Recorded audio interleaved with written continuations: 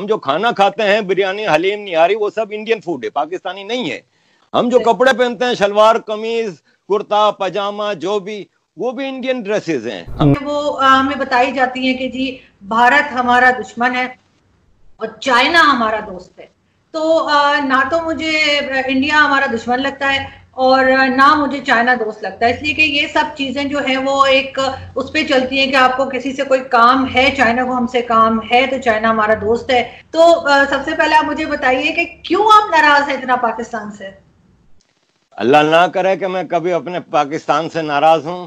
میں وہ پاکستانی ہوں جس نے کل ریپبلک ٹی وی پہ بیٹھ کے پاکستان زندہ باد کا نعرہ لگایا.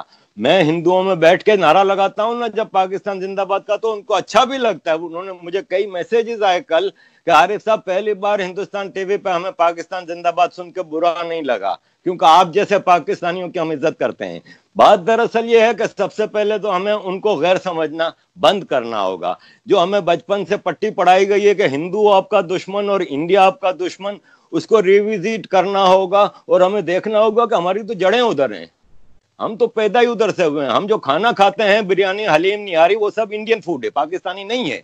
ہم جو کپڑے پہنتے ہیں شلوار قمیض کرتا پاجامہ جو بھی, وہ بھی انڈین ڈریسز ہیں. ہم جو اردو زبان بات کر رہے ہیں, جو سندھی زبان پنجابی زبان, وہ سب انڈین زبان ہے. ہمیں کیوں بچپن سے ان سے نفرت سکھائی جا رہی ہے؟ پھر کہتے ہیں جی اس لیے کہ انڈیا دشمن ہے. ارے ثابت تو کریں کہ وہ کب دشمن ہے انڈیا. 48 میں کس نے انویژن کیا تھا کشمیر میں؟ پاکستان نے کیا تھا کہ انڈیا نے کیا تھا؟ ٹرائبل انویژن ہوا تھا فرام پاکستان. 65 آپریشن جبرالٹر کس نے شروع کیا تھا جس کی بنیاد پہ جنگ ہوئی تھی؟ 71 میں ہم نے اپنے ملک کے لوگوں کو جینوسائڈ کیا, تو انہوں نے پھر بنگالیوں نے اپنے اوریجن کی طرف گئے اور انہوں نے کہا بھارت ماتا ہماری مدد کرو, تم ہماری مدر لینڈ ہو. تو انسانیت بچانے کے لیے انڈیا نے ادھر پھر کودے تھے. تو دشمن ہم بنا رہے ہیں, وہ نہیں بنا رہے. ہماری عام جنتا کو, ہمارے عام عوام کو, مجھ جیسے آدمی کو بچپن سے کتابوں میں کیا پڑھایا گیا ہے؟ ہمیں پڑھایا یہ گیا ہے کہ احمد شاہ ابدالی, نادر شاہ درانی, محمود غزنوی ہمارے ہیرو ہیں. جب وہ حملہ آور ہوتے تھے تو سندھ پنجاب کو پہلے رونتے تھے, یہاں سے ساری عورتوں کو بچوں کو غلام بنا کے لے جاتے تھے. وہ ہمارے ہیرو ہیں.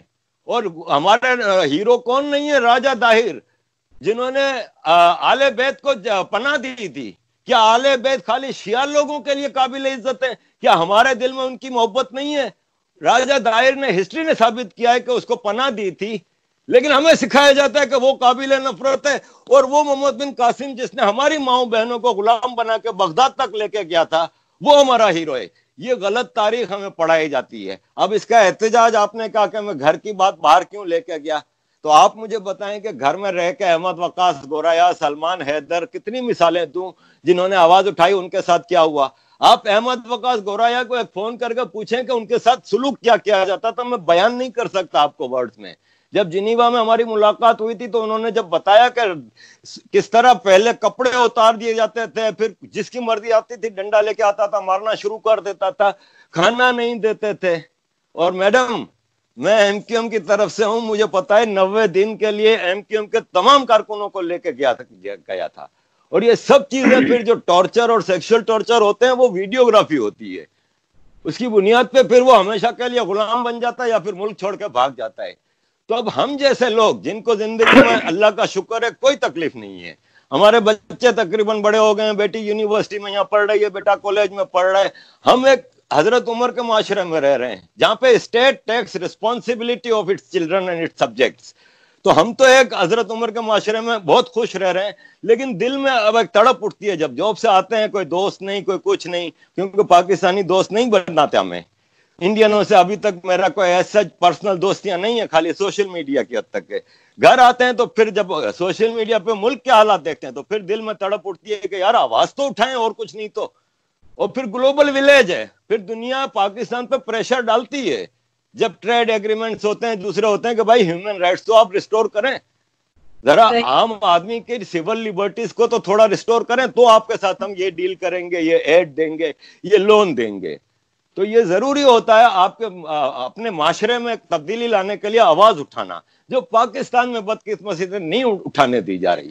اور دیکھیں میں تو اتنا زیادہ سوشل میڈیا پہ انڈین آڈینس کے ساتھ انٹریکشن میں رہتا ہوں, واٹس ایپ پہ, دوسری جگہوں پہ. آپ بلیو می, میں ہر جگہ فخر سے کہتا ہوں کہ میں مسلمان ہوں, اس لیے کہ میں ہوں بھائی. مجھے کسی کا خوف تھوڑی ہے جو میں ڈر کے کہہ رہا ہوں کہ کسی کوئی وہ ہے.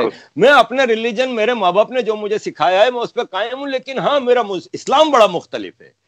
میرا اسلام بہت ہی مختلف ہے جو یہاں پاکستان میں مولوی جو اسلام سکھاتے ہیں. کیونکہ سب سے پہلی بات تو یہ ہے کہ آپ کے یہاں تو اسلام ہی 15 قسم کا اسلام سکہ رائج الوقت ہیں. 1% پاپولیشن اہل حدیث کی ہے، لیکن ان کے حافظ سعید آپ کی فورن پالیسی چلا رہے ہیں. 10% یا 15% یا 20% ہوں گے تو دیوبندی ہوں گے، وہابی ہوں گے یا ایکسٹریم فیکشن کے ہوں گے، وہ آپ کی افغانستان پالیسی چلا رہے ہیں، وہ آپ کی امریکہ کے ساتھ پالیسی چلا رہے ہیں. ارے کیا ہو رہا ہے؟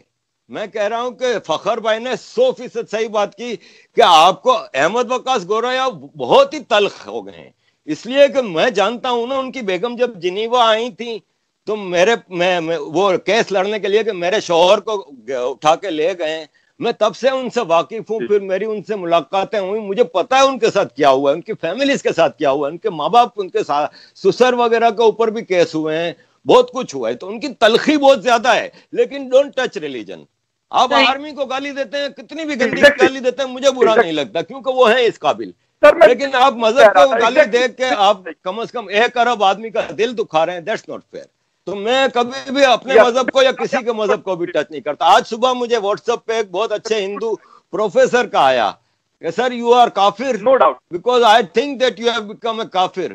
میں نے کہا کہ who are you to ask me? میں نے کہا there is only one power who can ask me this and I will reply to that person that power. تو میں اپنے مذہب پہ، اپنے ملک پہ کبھی شرمندہ نہیں ہوا. میں شرمندہ ہوں ہمارے رولرز پہ جنہوں نے ملا ملٹری لائنس نے اس ملک اور اس مذہب کا بیڑا غرق کر کے رکھ دیا ہے. بالکل صحیح. سر ایک چیز مجھے بتائیے کہ ابھی ریسنٹلی بلکہ کل ہم نے، میں بھی تھی اس میں، انڈین شو بھی ہم نے جو جوائن کیا تھا، شاہد آفریدی سے کیوں ناراض ہیں آپ؟ دیکھیں، شاہد آفریدی سے میں کئی وجوہات سے ناراض ہوں، جس میں ایک تو کرکٹ پاکستانی کی طرح میرا مطلب جذبہ میرے کو مطلب جنون کی حد تک ہے. میں روز رات کو بچے جب سو جاتے ہیں اور ٹی وی میرے ہاتھ میں آتا ہے 1 بجے تو میں ریکارڈڈ پرانے میچز بھی نکال کر دیکھتا ہوں. اتنا مجھے وہ ہے. تو ایز اے کرکٹر مجھے اس سے اختلاف ہے کہ اس نے کراچی میں پلا بڑا، کراچی کا نمک کھا کے ہمیشہ کراچی کے ساتھ غداری کی، کراچی کے کرکٹرز کی مدد نہیں کرتا تھا جب کیپٹن بنا. تو بھی اور بھی کئی وجوہات ہیں. آ جاتے ہیں پولیٹیکل اس کی طرف. بھائی ان کا کزن پکڑا جاتا ہے، مارا جاتا ہے انڈیا میں پولیس انکاؤنٹر میں، کیونکہ وہ وہاں پہ کشمیر پہ اس میں جہاد کر رہا تھا، بقول پاکستان کے ٹیررزم کر رہا تھا جو انٹرنیشنل لینگویج میں کہا جاتا ہے. شاہد آفریدی کا کزن، شاہد آفریدی کی خود تقریر ریکارڈ پہ موجود ہے کہ میرے دادا ان قبائلیوں میں شامل تھے جنہوں نے کشمیر میں 1948 میں حملہ کیا تھا. آپ کو چاہیے تو میں وہ کتاب بھیجتا ہوں جس میں بتایا گیا ہے کہ وہاں سے 35 بسوں میں بھر کے کشمیری خواتین، زیادہ تر مسلمان، کو غلام بنا کے یہ قبائلی وزیرستان لے کے آئے تھے. میں نہیں کہہ رہا، آپ ہسٹری ایکسپلور کر سکتی ہیں. اس میں فخر سے شاہد آفریدی کہتا ہے کہ میرے دادا ان میں شامل تھے. وہاں پہ کوئی ٹرائبلز نے خدمت نہیں کی تھی کشمیریوں کی. جو پاکستان کے حصے میں کشمیر آیا ہے، جو گلگت بلتستان میں، وہاں درندگی کی مثال آپ کسی کشمیری سے پوچھ لیں کہ پاکستانی انویڈرز نے کیا کیا تھا. نمبر 1 سب سے بڑی منافق آدمی کی بات یہ ہے کہ جب تم کشمیر کے اتنے بڑے ہمدرد تھے تو تم 2007، 2008 اور 2009 میں 2008 تک دو سال تم IPL کیوں کھیلتے رہے؟ تب وہاں پہ جا کے کیوں ریکارڈ پہ موجود ہے کہ انڈین کرکٹر لکشمن کو اس نے سمجھایا، کیونکہ جب IPL کی بولی لگتی ہے، نیلامی ہوتی ہے، تو جو ٹیمیں ہوتی ہیں پہلے سے ڈیسائیڈ کر لیتی ہیں کہ کچھ پلیئرز کو کر لیتی ہیں کہ یار اس کو نہیں لیں گے یار، یا کوئی مسئلہ ہوتا ہے نا پولیٹیکل، جیسے کہ اظہر محمود ہے پاکستانی ہے یار، چھوڑو بھلے نا برٹش ہے تو کیا ہوا، اس طرح کر کے ہوتا ہے. تو لکشمن سے اس نے لوبنگ کرائی تھی اپنے لیے کہ یار مجھے بھی کوئی لے لینا، ورنہ شاہد آفریدی سے کوئی پیار نہیں کرتا انڈیا وغیرہ میں. تو مجھے ان سے یہ ہے. پھر سب سے بڑی بات آپ دیکھیں، مہندر سنگھ دھونی ایکٹیو آرمی کا پوسٹ ہولڈر ہے. وہ میچز میں، انٹرنیشنل میچز میں اپنے کپڑے پہ انڈین آرمی کے لوگوں کو، کبھی اس نے یہ اس طرح کی بات کی؟